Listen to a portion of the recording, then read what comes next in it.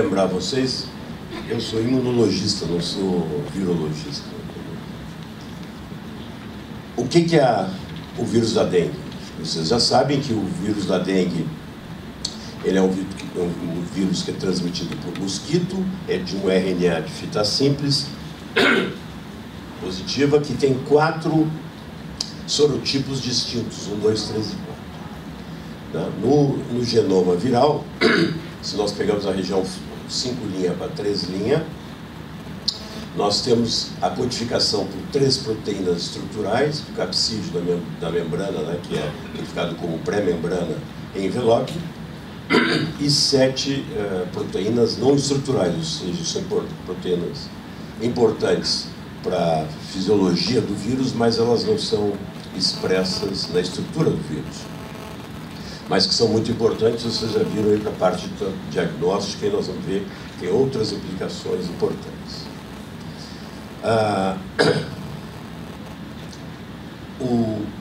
A doença, o Maurício já falou bastante sobre a parte clínica. A doença dengue, a febre dengue, frequentemente não é diagnosticada como nós vemos. Os critérios diagnósticos não são estritos e podem causar uma série de confusão. Em todo caso, ela tem febre, dor de cabeça, uma dor retroorbital que chama muito atenção em termos diagnósticos, mialgia, tem alterações laboratoriais importantes pelo ciclo viral no fígado e também leucopenia, neutropenia, como a gente sabe. Quando nós temos a dengue grave, né, além da febre, o que nós temos é um aumento de viremia e uma diminuição de plaquetas. Então, essa trombocitemia que leva, do ponto de vista clínico, ao aparecimento de sangramentos, coagulopatias ou petequias, e pode levar a um choque, que é a doença grave que mais mata. Então, grande parte das doenças ou são sintomáticas ou não são diagnosticadas. Aí a dengue, que é diagnosticada e que é relatada, e depois alguns poucos casos de doença mais grave. Em português a gente diz grave, não severa. A resposta imune para a infecção de dengue, a gente acredita, né, tem dados que nos fazem pensar que uma infecção por um sorotipo nos dá uma proteção imunológica para o resto da vida contra aquele sorotipo. E a gente sabe que uma dengue primária, como o Maurício já falou aí, pode predispor a uma doença grave secundária, pelo problema do aumento viral devido aos anticorpos não neutralizantes. A doença de dengue, ela é uma doença já estabelecida, mas ela tem características agora de emergente e de reemergente em todo o mundo. Segundo a Organização Mundial de Saúde, existem 2,5 bilhões de pessoas que têm risco de dengue. Segundo um trabalho publicado na Nature há 2 anos, se acredita que tem mais de 300 milhões de casos de dengue, de infecção por dengue por ano. Isso é um número absurdo, 300 milhões. E que são responsáveis por 500 mil hospitalizações em todo o mundo. Hoje em dia nós sabemos que os 4 sorotipos virais, eles circulam em toda essa região, que é a região que tem casos de dengue relatados. Então vocês veem que nós temos toda a região tropical e subtropical. Aqui na África, Saara não tem, porque não tem mosquito, mas fora isso, o número de casos é enorme e vem crescendo. Por que no Brasil nós temos sempre dengue aparecendo todos os anos? A minha voz realmente está... Por que nós temos e por que a gente não acredita que vai ser o caso de Zika? Segundo alguns estudos que foram feitos, publicados no Science em julho, a Zika deve estar no Brasil durante 4 ou 5 anos, depois deve desaparecer, porque as pessoas suscetíveis vão ter Zika, e se acredita que um indivíduo tendo Zika uma vez não vai ter de novo, tudo isso a gente pode discutir depois, mas dengue, ela vai e vem em ondas. E aqui em São Paulo, o pessoal estava muito feliz que no ano passado teve menos dengue. Não sei se foi combate ao mosquito ou se foi simplesmente pelo tipo viral que passou, e que agora vão vir outros tipos virais. Então, outros sorotipos. Você vê, se nós olharmos de 2006 a 2014, nós tínhamos muito dengue 3. Aí dengue 3 foi diminuindo. E aí começou a aumentar aqui, ó, dengue 2. Depois dengue 2 vai diminuindo, começa a aumentar dengue 1. E assim por diante, depois dengue 4. Então, vai passando em ondas. E sempre vão encontrar pessoas que não tiveram, e que são suscetíveis a um tipo de dengue. Então, por isso que os casos de dengue, quando a gente analisa por grupos de idade no Brasil, eles correspondem aos diferentes estratos da população. A população brasileira é isso aí, 70% tem essa idade entre 18 e 59 anos, e assim por diante. Quer dizer, é o extrato normal. Isso não é epidemiologia que nós encontramos em lugares do mundo que são hiperendêmicos, como na Índia. Mas eu vou mostrar mais adiante para vocês que isso também está mudando no Brasil, porque existem algumas regiões hiperendêmicas que estão mudando esse perfil epidemiológico de dengue. Então, nós começamos a trabalhar há algum tempo, no início em colaboração com o Instituto Nacional de Saúde, depois nós sozinhos, para desenvolver uma vacina atenuada contra a dengue.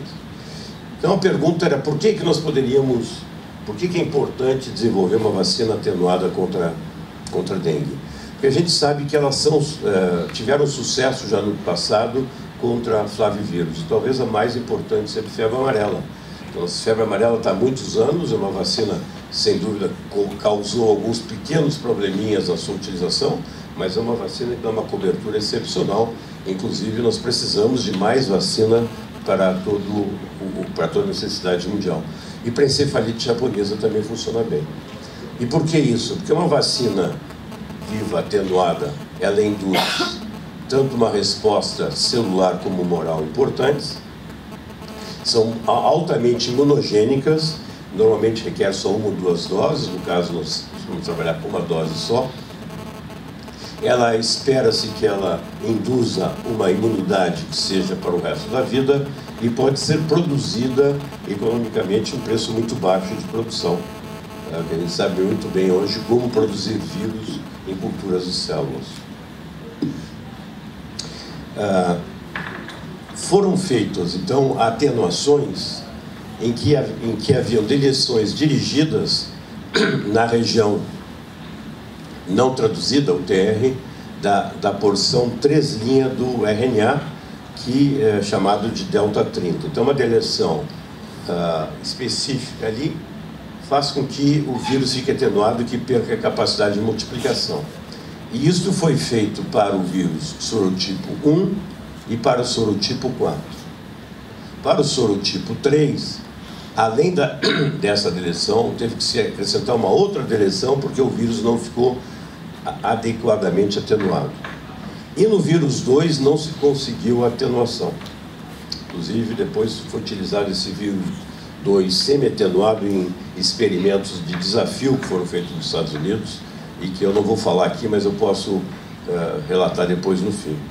Mas o que é interessante, então, o que foi feito para o vírus 2, se fez um híbrido entre o vírus 4 atenuado, em que se inseriu os genes de pré-M e E do vírus 2 e, com isso, a indução de anticorpos específicos contra o sorotipo 2.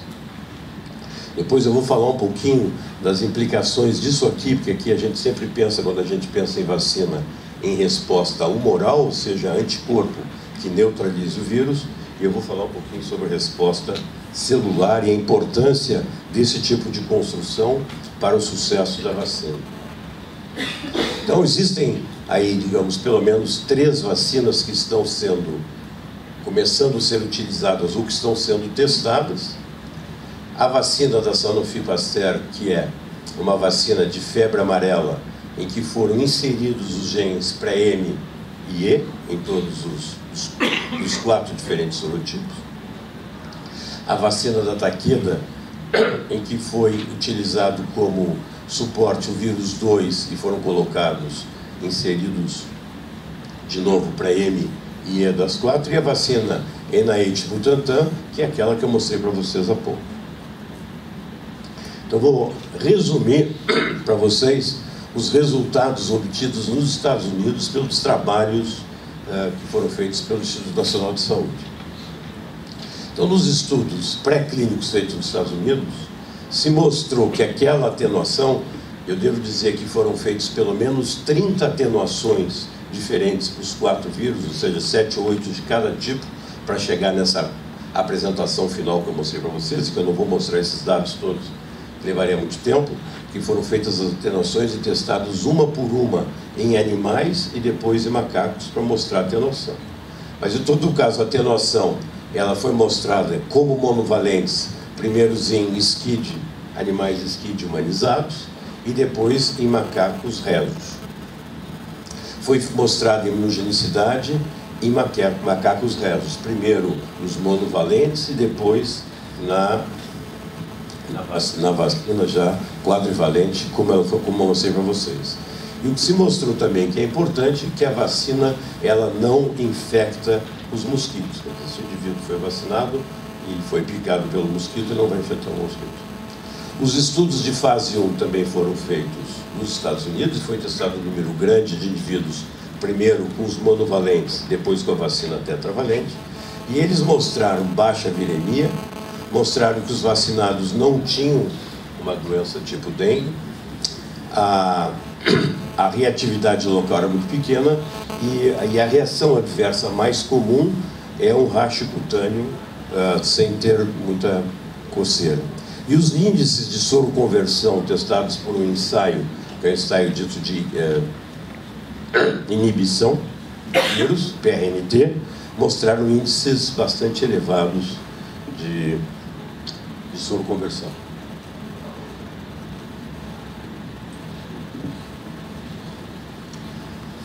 Como é que o Butantan entra nessa história?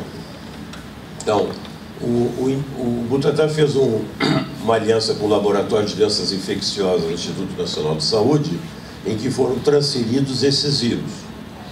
E aí o Butantan, com esses vírus, ele fez um desenvolvimento industrial, que é toda essa parte que normalmente morrem os produtos quando você faz uma descoberta.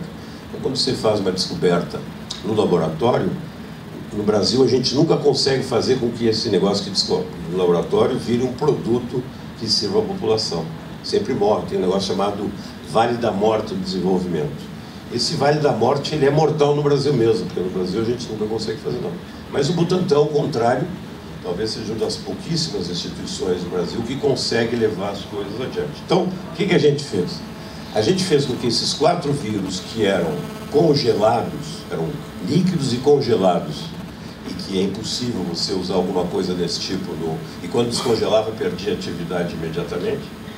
Então o Butantan ele trabalhou para aumentar os rendimentos de produção laboratorial, permitisse a imunização, e níveis de purificação que fossem adequados para ter um produto para injetar em humano.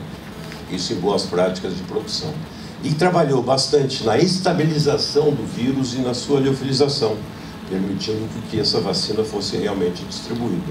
Então hoje nós temos uma vacina que é liofilizada, ela é estável e quando reconstituída, ela é estável durante um tempo grande que permite a vacinação. E trabalhamos em todo o desenvolvimento clínico. Então no desenvolvimento clínico, nós podemos utilizar os dados de fase 1 americano e começamos a fazer um fase 2, né, que a burocracia brasileira levou 1 ano e meio para me dar a resposta para a gente começar a trabalhar. Então nós fizemos aqui no Butantan todas as preparações piloto para ensaios clínicos e nós fizemos uma fase 2 aqui no Instituto da Criança e no meu serviço aqui do Hospital das Clínicas, sobre o pesquisador principal, o professor Esper Calas. Então, nós estudamos aqui aqui na Faculdade de Medicina, no HC, 300 voluntários entre 18 e 59 anos, 100 que nunca tinham tido nenhum contato com dengue e 200 que já haviam sido expostos. Foram 2 etapas nesse estudo. A etapa A, nós testamos 50 indivíduos 20 com a formulação líquida congelada, 20 com a parte com a produto liofilizado lá do Butantan e 10 com placebo. Eles receberam uma dose, depois de 6 meses receberam uma segunda dose, que era uma tentativa de vermos se nós tínhamos uma melhoria de resposta quando a gente dava uma segunda dose. E vamos acompanhar esses indivíduos por 5 anos. Na etapa B, primeiro nós testamos 40 indivíduos que haviam já sido expostos para dengue, e depois 160 expostos e 50 não expostos, mais 210 indivíduos. E todos esses indivíduos nós vamos acompanhar durante muito tempo para vermos reações adversas, se tem ou não tem enhancement, como a gente falou, se o indivíduo se mantém protegido ou não, se tem anticorpos, etc. Quando nós olhamos quais são os efeitos adversos, é muito importante numa vacinação por flavivírus a gente estudar isso. A gente comparou os indivíduos que já nunca tinham tido dengue com os indivíduos que tinham tido dengue, que receberam vacina ou placebo nos grupos, e a gente viu que o racho cutâneo, então, era realmente muito presente, 70%, né? Contra 10% só de placebo. E 50% dos que haviam sido expostos, é menor. Esse racho cutâneo, eu vou falar um pouquinho mais para vocês, ele era percebido muitas vezes pelo voluntário, ele era visto pelo médico. Alguns tinham dor de cabeça, alguns tinham um pouquinho de dor muscular, etc. Que são também manifestações muito comuns em vacinação por flavivírus. Você tem uma vacinação de febre amarela, você tem alguma coisa que é semelhante. Aparecia isso geralmente 10 dias depois da vacinação e durava durante mais ou menos uma semana. Eu não sei se vocês conseguem enxergar aqui, esses pontinhos vermelhos, né, é o tipo de racha que é observado nos pacientes que são vacinados em alguns deles. Então isso é o racha da vacinação. Não tem nada a ver com o racha da doença, né? Da doença, vocês veem aqui que isso realmente é um racha, vocês põem a mão e a marca na mão. Então esse é o racha da doença, e o que a gente tem é uma pequena representação. Quando nós olhamos o PRNT, que é um ensaio de inição para ver o nível de anticorpos que é produzido depois da vacina de dengue, para os diferentes sorotipos, e quando nós comparamos a vacina congelada e a vacina liofilizada, que é a vacina Butantan, que tem patentes e tudo, que é uma coisa, é um outro produto, vocês veem que quando a gente olha aqui o Butantan, nós temos o soroconversão de 94, 82,5%, 88% de soroconversão. Então, uma soroconversão bastante elevada. Ou seja, nós temos uma resposta tetravalente em 76% dos indivíduos. E trivalente, ou seja, contra 3 sorotipos, avizinhando aí 95%. Então, o nível de resposta é bastante elevado contra os diferentes sorotipos. E quando a gente vai ver se existe vírus vacinal nos indivíduos, sim, tem. Eles, em 73% dos casos, nós conseguimos, nós fizemos um PCR e detectar que tem um vírus vacinal ali que está se multiplicando. Agora, talvez um dado que seja muito importante, que havia sido muito pouco estudado até agora, e se revela extremamente importante, a resposta celular. Mais uma vez eu lembro para vocês que os indivíduos, normalmente a gente só vê anticorpo. E tem pouquíssimo dado, por exemplo, da vacina da Sanofi sobre a resposta celular. E nós acreditamos que o grande diferencial que tem esta vacina da outra é que a resposta celular ela é forte, e eu vou mostrar para vocês contra que proteínas que ela é forte. Então a gente consegue observar uma resposta celular nos indivíduos que nunca tinham tido dengue, que ela fica evidente no 12º dia pós-vacinal. Nós temos uma ativação forte do componente CD4.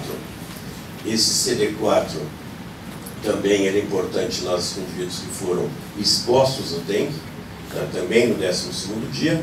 Isso a gente vê em citometria, olhando para CD38, HDR e CCDR5, mostrando ativação CD4. Nós também temos uma ativação importante CD8 e que ocorre mais ou menos na mesma data. E isso tanto indivíduos que nunca tinham sido expostos, como indivíduos que haviam sido expostos a dengue. E outro dado que é interessante é que a gente vê que existe uma produção elevada de interferon gama após 3 meses da imunização, e que dar uma segunda dose não tem alteração nenhuma com relação à produção de interferon gama e nem na produção de anticorpos.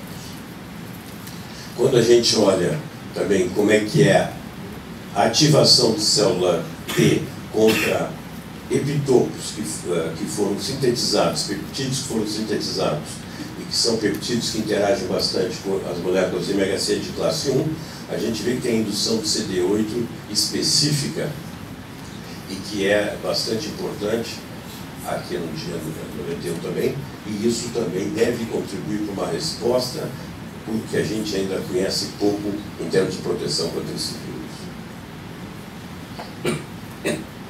O que nós observamos também, e que era de se esperar, é que existe uma expansão grande, vocês estão vendo aqui, de plasmablastos. Essa expansão de plasmablastos denota que existe uma resposta humoral importante com esses plasmablastos.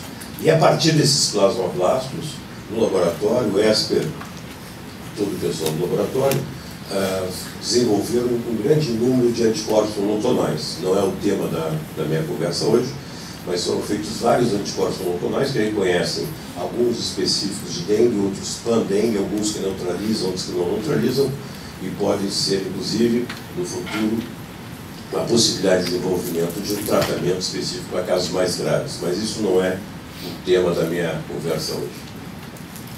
O que eu quero falar para vocês é sobre os estudos que nós começamos de fase 3. E aqui nesse quadrinho vocês veem que o pessoal que anima aí o nosso teste, ele desenhou os nossos 4 tipos de vírus, né? Vocês estão vendo aqui, ó. Aqui o 1 e o 4 que tem a deleção delta 30, quer dizer, uma deleção só. Aqui o 3, vocês lembram que eu tive que fazer mais extensa deleção, estão vendo aqui. E aqui o 2, que é o corpo do 4 e a cabeça do 2, que teve deleção. Então esse é o nosso, nós espalhamos todo o material de publicidade, digamos, do nosso teste. E nós lançamos o teste de fase 3, em que nós vamos testar 17 mil pessoas no Brasil. Repetir? 17 mil pessoas no Brasil. A gente nunca fez nada semelhante no Brasil. E é um teste de força e de resistência que é muito grande e tem sido muito gratificante. E as pessoas que estão participando se sentem muito gratificadas de participar e têm tido resultados impressionantes. O que nós esperamos? Uma vacina com eficácia superior a 80%. E a alocação, que é um teste aleatório duplo cego, com todo um sistema super sofisticado de alocação, a alocação é feita 2 vacinados para um placebo. Em 13 grupos de idade, 18 a 59, 7 a 17 e de 2 a 6 anos. Então a ideia é nós começarmos primeiro com os indivíduos mais velhos e depois indo para os indivíduos mais jovens. O que nós estamos buscando é a eficácia, olhando a prevenção de dengue. E também tudo que se refere à segurança ao administrarmos uma população tão grande. O que nós queremos ver também são as adversas, se tem ou não tem enhancement, como a gente falou, se o indivíduo se mantém protegido ou não, se tem anticorpos, etc. Quando nós olhamos quais são os efeitos adversos, é muito importante numa vacinação para o flavivírus a gente estudar isso. A gente comparou os indivíduos que já nunca tinham tido dengue com os indivíduos que tinham tido dengue, que receberam vacina ou placebo nos grupos. E a gente viu que o racho cutâneo, então, era realmente muito presente, 70%, né? Contra 10% só de placebo. E 50% dos que haviam sido expostos, é menor. Esse racho cutâneo, eu vou falar um pouquinho mais para vocês, ele não era percebido muitas vezes pelo voluntário, ele era visto pelo médico. Não sei se é mesmo. Alguns tinham dor de cabeça, alguns tinham um pouquinho de dor muscular, etc. Que são também manifestações muito comuns em vacinação por flavivírus. Quando você tem uma vacinação de febre amarela, você tem alguma coisa que é semelhante. Aparecia isso geralmente 10 dias depois da vacinação e durava durante mais ou menos uma semana. Eu não sei se vocês conseguem enxergar aqui, esses pontinhos vermelhos, né? É o tipo de rash que é observado nos pacientes que são vacinados, em alguns deles, né? Então isso é o rash da vacinação. Não tem nada a ver com o rash da doença, né? Da doença, vocês veem aqui que isso é realmente um rash, quando vocês põem a mão, ele marca na mão. Então esse é o rash da doença, e o que a gente tem é uma pequena representação disso. Quando nós olhamos o PRNT, que é o ensaio de inibição para ver o nível de anticorpos que é produzido depois da vacina de dengue para os diferentes sorotipos, e quando nós comparamos a vacina congelada e a vacina liofilizada, que é a vacina Butantan, que tem patentes e tudo, que é uma coisa, um outro produto, vocês veem que quando a gente olha aqui o Butantan, nós temos o soroconversão de 94, 82,5%, 88% de soroconversão, que é uma soroconversão bastante elevada. Ou seja, nós temos uma resposta tetravalente em 76% dos indivíduos. E trivalente, ou seja, contra 3 sorotipos, avizinhando aí 95%. Então, o nível de resposta é bastante elevado contra os diferentes sorotipos. E quando a gente vai ver se existe vírus vacinal nos indivíduos, sim, tem. Eles, em 73% dos casos, nós conseguimos, fizemos um PCR e detectar que tem um vírus vacinal ali que está se multiplicando. Agora, talvez um dado que seja muito importante, que havia sido muito pouco estudado até agora, e se revela extremamente importante, a resposta celular. Mais uma vez eu lembro vocês que os indivíduos, normalmente a gente só vê anticorpo. E tem pouquíssimo dado, por exemplo, da vacina da Sanofi sobre a resposta celular.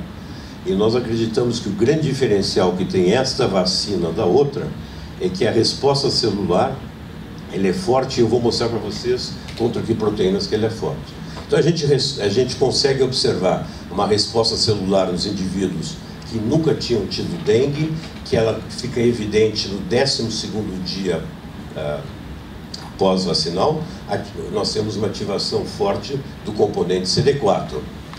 Esse CD4 também ele é importante nos indivíduos que foram expostos ao dengue, né, também no 12º dia.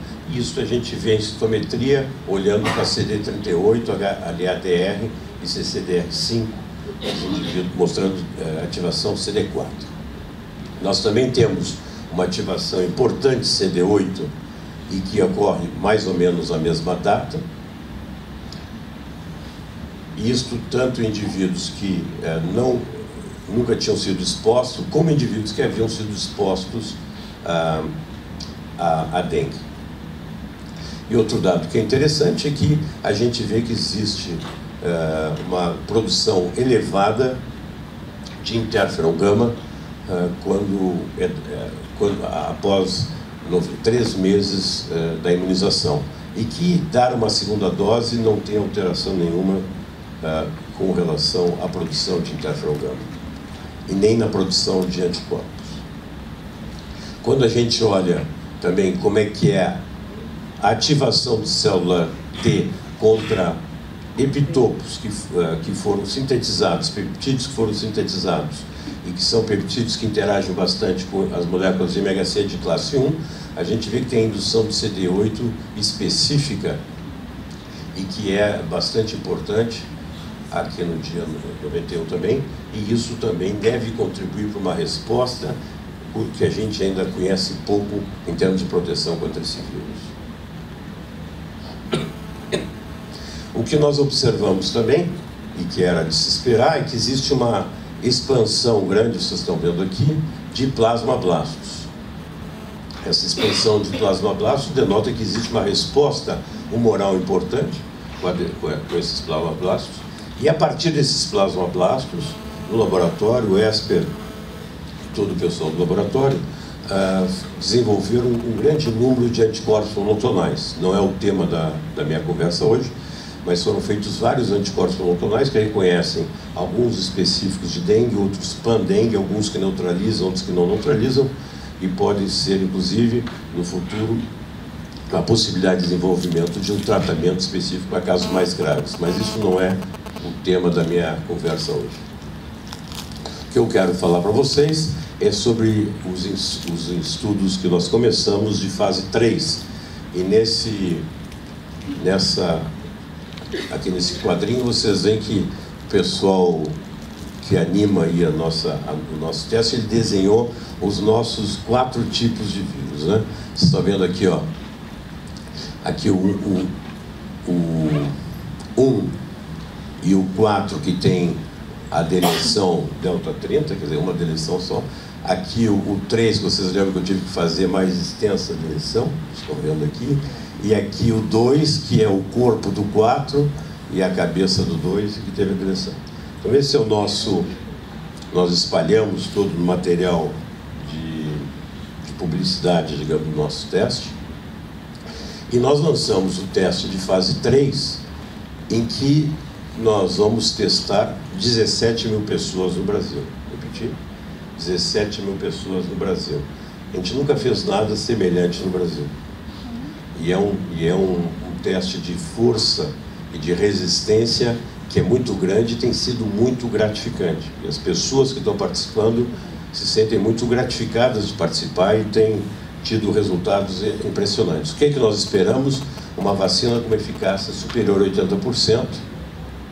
E a alocação, que é um teste aleatório duplo cego, com todo um sistema super sofisticado de alocação, a alocação é feita 2 vacinados para 1 placebo. Em 13 grupos de idade, 18 a 59, 7 a 17 e de 2 a 6 anos. Então a ideia é nós começarmos primeiro com os indivíduos mais velhos e depois indo para os indivíduos mais jovens. O que nós estamos buscando é a eficácia, olhando a prevenção de dengue. E também tudo que se refere à segurança ao administrarmos uma população tão grande. O que nós queremos ver também, se essa segurança e a eficácia tem alguma relação com uma prévia exposição com dengue, se tem alguma relação com diferentes sorotipos de dengue, qual é a resposta tumoral e qual é a resposta celular e como elas podem indicar proteção, e assim por diante. E para isso, nós estamos trabalhando com 14 centros em 12 estados da federação, sendo 3 na região norte, 3 no nordeste, 3 centro-oeste, 1 na região sul e 4 aqui no estado de São Paulo, sendo que um deles, justamente Maurício, em Rio Preto. E que são regiões que a gente sabe que tem muita dengue, e por isso a gente acredita que na próxima estação vão ser expostas, e talvez, se nós tivermos recrutado um número suficiente de voluntários, a gente já no fim do verão tem uma resposta para sabermos se essa vacina funciona ou não funciona. Então isso aí foi feito nessas regiões que eu mostrei para vocês aqui. E aqui, só para ver os dados epidemiológicos, como eles estão alterando, como eu falei para vocês, que nas regiões de Nordeste, a gente vê agora que existe mais dengue até 17 anos, ou seja, crianças e adolescentes, do que nos adultos, diferentemente do que a gente encontra nas outras regiões. Isso é devido ao fato da alta incidência e a epidemiologia que está mudando lá. Os indivíduos adultos já tiveram aí algumas dengues e já estão protegidos, diferentemente do que a gente encontra aqui na região sudeste. Então esse é o estudo que foi lançado. E o que nós estamos buscando? Primeiro, nós ajudamos os diferentes centros a se equiparem e se dedicarem a esse estudo. Então, nós temos em cada centro um médico que é o PI, que tem experiência em dengue e ensaio clínico. Nós temos um grupo de pessoas em cada centro que é dedicado apenas a esse estudo. Nós temos salas que foram providenciadas em cada local para que fosse feito o estudo, e um laboratório local para processar as amostras, né? Tem muitos que já tinham, o Maurício já tinha, outros não tinham, e nós equipamos. Isso dentro de uma unidade básica ou num hospital de estudo, sempre tendo um hospital universitário que seja referência e que cada um tenha lá o seu freezer, a sua geladeira, a sua centrífuga para poder trabalhar, e as amostras serão guardadas no centro e também mandadas aqui para São Paulo para ser uma referência central. Nós vamos trabalhar com um acompanhamento de vigilância ativo. O que significa? Que as pessoas serão contactadas ativamente. Nós vamos esperar que as pessoas venham, mas nós vamos contactar as pessoas, seja por telefone, SMS ou visitas aos locais, né? No caso do Maurício, por exemplo, ele está em uma região determinada de Rio Preto, que ele tem mapeado casa por casa, lá, e que ele sabe exatamente se os caras estão tomando banho, se foram dormir, né? Não. Bom, e cada caso de febre, ele será estudado para fazer diagnóstico. E eu estava vendo aqui, Maurício, depois vendo a sua apresentação, que nós temos que aumentar o nosso número de primers para a gente testar. Em todo caso, a preocupação maior é dengue, zika e chikungunya, que a gente sabe que vai vir com peso aí, apesar do Maiaro. A gente sabe porque a gente mandou um grupo para Sergipe para coletar amostras de zika, e eles eram cheios de chikungunya, não doentes, mas com as amostras de sangue de chikungunya. E a gente vai resolver caso por caso, nós vamos fazer o diagnóstico, acompanhar para ver exatamente o que acontece. Mas o estudo é duplo cego, isso vai para uma central que vai avaliando os resultados para nós. Então fazemos uma investigação laboratorial, tanto no local, como no laboratório central, aqui na Faculdade de Medicina e no Adolfo Lutz. Um mais para ver a parte celular e outro para ver a parte tanto moral como a parte de PCR, em que a gente faz o diagnóstico das diferentes flavivírus e alfavírus. Aqui estão os primers que nós vamos usar, que não vem muito ao caso aqui. E, só para dar um exemplo para vocês, aqui são os primeiros 180 episódios de febre que houve em 150 participantes do estudo que tinham sido vacinados. Então a gente foi diagnosticar, né? A gente viu que tinha apenas um caso de PCR, não teve nenhum caso de dengue ainda, de zika. Nós não estamos ainda muito na estação, né? E aqui são os locais de estudo e os casos que foram estudados e que apareceram febre. Até agora nós temos 3.300 voluntários que já foram incluídos nesses diferentes centros, e a gente espera incluir um grande número de voluntários até janeiro, porque aí começa realmente o desafio grande, quando começa a epidemia em todo o país a ser mais importante. Nós, em setembro, fizemos uma reunião com todos os pesquisadores principais e os farmacêuticos, as pessoas mais diretamente envolvidas no estudo, e são as pessoas que estão fazendo esse estudo uma realidade. Está tudo aqui? Você está aqui, mano? Você matou esse dia? Então, aqui estão as pessoas que estão participando efetivamente do estudo, né? E aqui vocês têm algumas pessoas que são bastante importantes no estudo de fora do Brasil. Esse aqui é Steve Whitehead, do NIH, que está sempre aqui. Anna Durbin, da Johns Hopkins, que acompanha muito o nosso estudo. Eu com o mesmo paletó que estou agora.